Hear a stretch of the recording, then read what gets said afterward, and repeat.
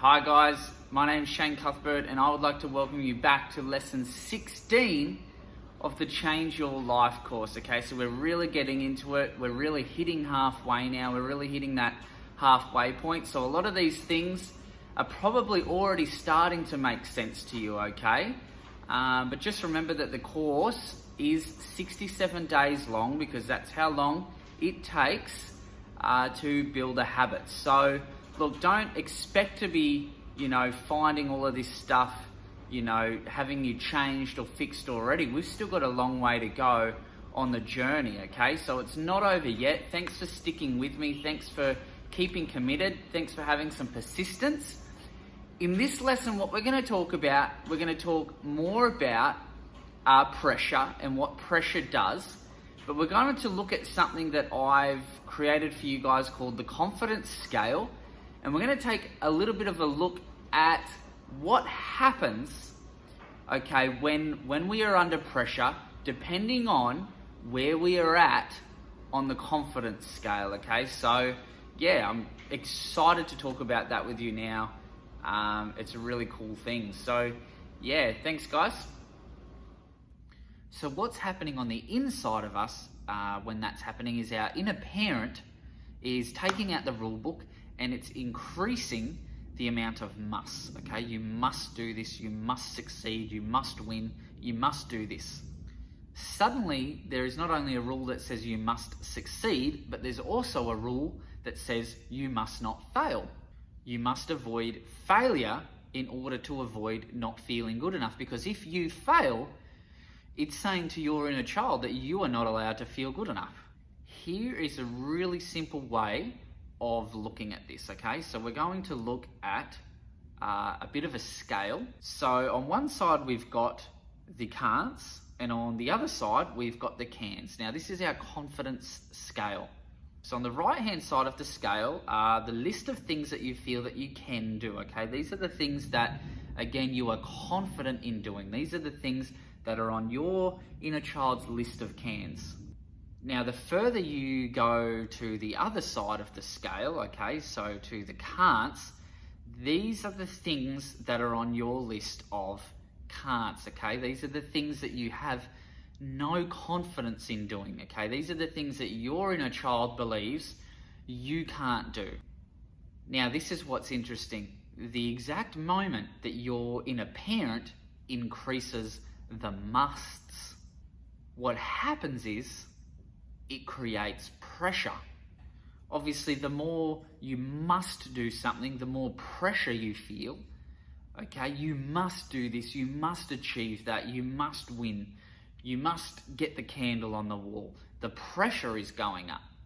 Now, pressure isn't necessarily a bad thing, but it depends where that task is on your scale as to whether it's a good thing or a bad thing.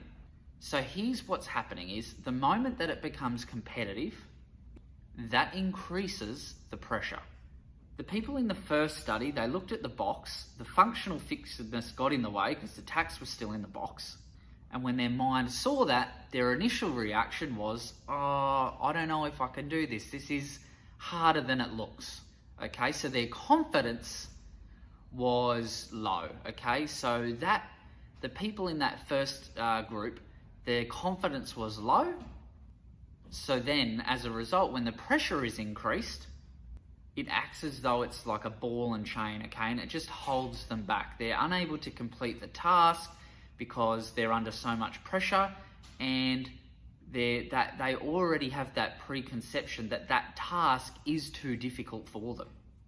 When we feel under pressure to do something that we are not confident with, okay? So when our inner parent's telling us that we have to do this thing, and our inner child's saying, I don't know if we can do that thing, when we're not confident in that thing, that's when you get that internal sort of magnets that are pulling and pushing, okay? That's when the pressure builds up, okay? And this is a really good way of being able to look at it visually.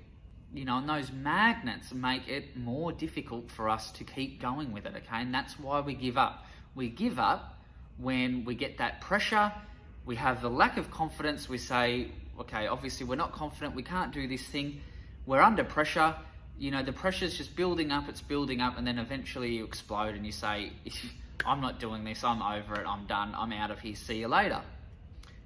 However, when that task is further along our confidence scale, okay, so when that particular task is something that we feel confident in doing, it's on our inner child's list of cans, the exact reverse is true.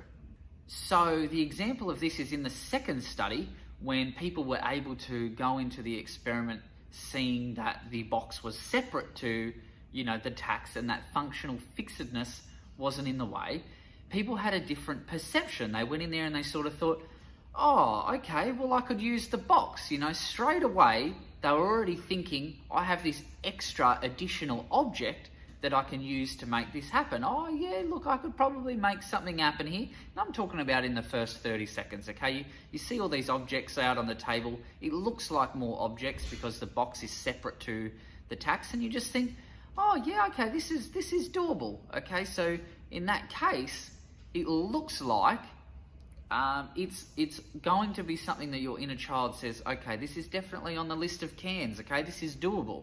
So you have confidence in being able to achieve it.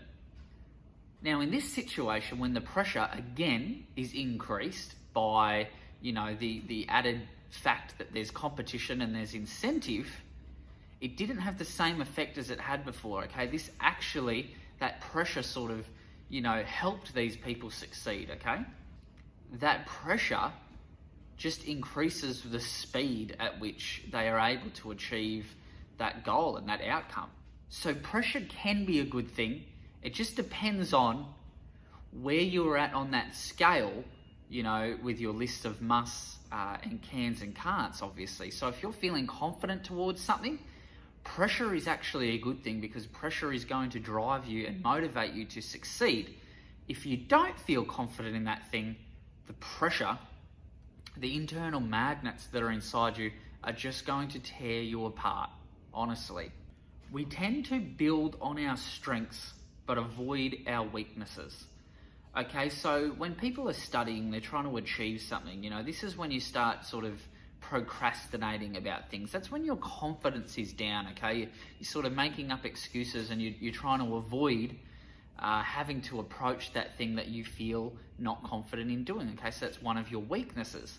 So instead, what you're doing is you're probably doing something alternatively at the time that's something you do feel confident in doing, okay? So you might be playing sport, you might feel that you are very confident at, you know, playing soccer or football or something. So you're going to be spending all your time doing that and avoiding those things that, you know, are a weakness for you. What do we typically do when we want to be motivated for something? Our inner parent is up there in our mind, and it just increases the must. It's saying, you have to do this, you have to achieve this, okay? We get this voice, this inner parent inside of us that's just telling us what to do. You need to go to the gym, you need to do this, you must do that. If you don't go to the gym, you have to feel bad at yourself. If you don't, you know, get on a diet and lose weight, you have to look in the mirror and feel worthless, okay? You have to dislike yourself. You have to feel bad. That's what's happening when we are naturally, traditionally trying to motivate ourselves. That's what's happening in our mind, and it's not healthy.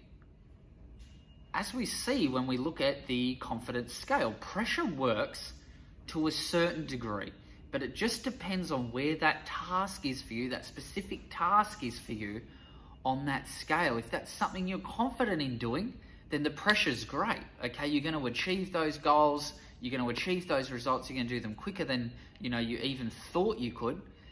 But if those things, if you're under pressure and those things aren't really something that you're confident doing, that's when you're going to start seeing procrastination. That's when you're going to start seeing avoiding, you know, those problems, you know, becoming a real sort of weakness for you. The reason our inner parent acts like that is because that's the way parents parent. That's the way employers employ. Okay, that's the way teachers teach.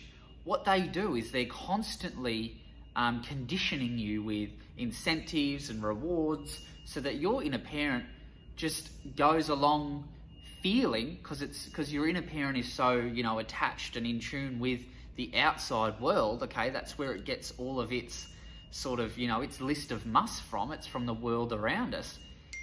We've been conditioned to feel that if we don't achieve those goals, if we don't get those rewards, if we don't get those incentives, that we're just not good enough, okay? We have been conditioned our whole lives to feel as though if we don't win that race, we are a loser. If we don't get that job, okay, there's no financial reward, there's no financial incentive, we're worthless. If we are overweight and we are unhealthy, nobody's going to love us, nobody's going to care about us. We've been conditioned to be that way our whole lives, and you can see it as a direct result of that conditioning in the way our inner parent parents. Okay, our inner parent parents in accordance with the rules and the musts that those teachers, those parents, and those employers sort of told you to be, okay, and showed you how to be and taught you how to be. So here's the lesson, and this is the thing that I really want you to take in. There's a high chance that when you want to change your identity, okay, there's going to be this thing that you're going to want to change about yourself is more than likely going to be on your inner child's list of can'ts. You're going to be targeting your weaknesses, okay? You're going to be targeting those areas of yourself that you don't like, that that's why you want to change them. Now, the only way to actually effectively do that, the only way to take those things that are in your can't sort of box and slide them over to the cans area is you're going to have to reduce the must. You're going to have to be aware of that inner parent, okay, that's up there parenting. You're going to have to decrease those musts, and you're going to have to reduce the pressure, okay? You're going to have to learn to take some of that pressure off yourself when you're trying to change, okay? When you're trying to change that identity, you're not going to do it once you're under that constant pressure. So if you can relieve some of that pressure, now that you are consciously aware of what's going on, you're going to be able to get some of those things you can't do, increase your confidence with those things, and bring them over to your list of cans. If for some reason you are unable to do that and you keep doing that for the rest of your life, you're going to keep going around the same roundabout that you've been stuck on, always strengthening your strengths, but always making your weaknesses weaker, okay? And you're never going to change. And as you get older, as you become more conditioned by this outside world, naturally, it's going to get a lot harder for you. And heaven forbid, there's a change that, you really need to make, okay? There might be a health situation or a health scare, and you might be faced with a real sort of reason why you have to change, okay, for your own personal safety and longevity. And heaven forbid that happens, okay, something that's, quite negative and quite harmful, and you're all of a sudden then trying to think back to, wow, I wish I'd changed, 10 years ago or 20 years ago. Okay, and you regret not being able to make that change. And now that you're trying to make that change, you're forced to because your health is failing you. The pressure that you are under just makes it impossible. Okay, you've conditioned yourself so far to be that way that you just avoid it and you give up on yourself. And I don't want you giving up on yourself. I don't want you looking back, in 10 years from now thinking, what, I should have changed back then when it was easier. Okay, and when we look at children, we all know that children pick up things easier. They pick up things quicker because they're like a sponge. They're learning. As we get older, that sponge starts to dry up. Okay, so if you're going to change, it's easier for you to do it now than it's going to be tomorrow or the next year or in 5 years from now. And I really want you to take on board that lesson moving forward, because I think this is a pivotal moment for us right now. Now, this all sounds really good in theory, but here's the problem that we're going to face when it comes to putting this into practice, okay? When it comes to actually practicing this. And that is that the reality is the world is a very competitive place. Every single person around us is again motivated by rewards and incentives, and they're still continuing to condition us So it's going to be very difficult for us moving forward and trying to change when we've got all of these people around us still thinking the same way we used to think. Okay, it's going to be very, very difficult for you to get your mind around that. The world is full of basically voices of must, okay? That list of musts is all around us, okay? With your parents, with your teacher, with your employer, with all those sorts of people, we are surrounded by musts. Our inner parent is like a sponge, and it soaks up and absorbs all of those voices, okay? It's soaking up and absorbing all of those musts. So our musts, as a result of being in the world as it is, are constantly increasing. So naturally, the voice of society is going to be increasing the pressure at the same time that we are making a conscious effort to reduce and relieve that pressure on ourselves. It means that your ability to create that personal boundary that separates those voices from the outside, from your own, inner child and inner parent, is going to be paramount, okay? It's going to be really important for you moving forward. That inner parent, that has the list of musts, it's really just like a robot, okay? It's been programmed by the world around us. Now, it was programmed, especially during your upbringing. You were more of a sponge as a child, as I said earlier. But what I want you to see is that your conscious adult self has the ability to step out in front of that robot and change the way the robot is communicating with that inner child. Now, that's when you have the ability, you are that conscious parent, and you have the ability to decrease those musts and increase the cans. You're going to give your inner child that ability to move those things on the can't list over to the cans, so that when you go back out into the outside world, all that pressure out there from your parents, from TV, society, the world, your employers, your boss, all of that pressure that's out there in the world isn't going to have the same effect on you that it does now. So to be crystal clear, if you want to make that everlasting long-term change to your identity, what you need to do is you need to learn how to reprogram that inner parent so that your inner parent can reparent your inner child. Here's a question I'd like you to think of between now and the time between watching the next video. So when you become that person, that conscious parent that's able to step in front of the robot and reprogram it so that it has the ability to communicate better with your inner child, what exactly, do you reprogram that inner parent and that robot to say to your inner child? Now, it's a 4-step process. So over the next 4 videos, I'm going to explain further what exactly you need to say to that inner child to make that identity change so that we can live a happier, healthier life. In the next lesson, I'm going to give you something to focus on that's going to really create that change. But here's a clue. It has something to do with praise.